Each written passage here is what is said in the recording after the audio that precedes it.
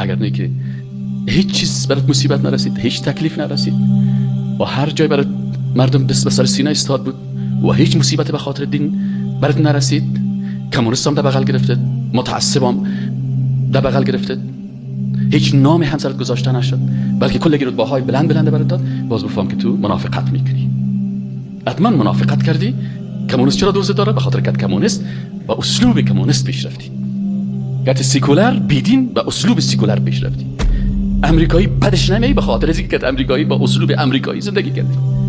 یهود بدش نمیای به خاطر اینکه در غیر از اگر تو مثل رسول الله صلی الله علیه و سلم و برشان گفتی که ادعو الی الله علی بصیره، ما با بصیرت به طرف دین الله دعوت میکنم، ما با قرآن و سنت دعوت میکنم، باز سر رسول الله صلی الله علیه و سلم چندین نام ماندن.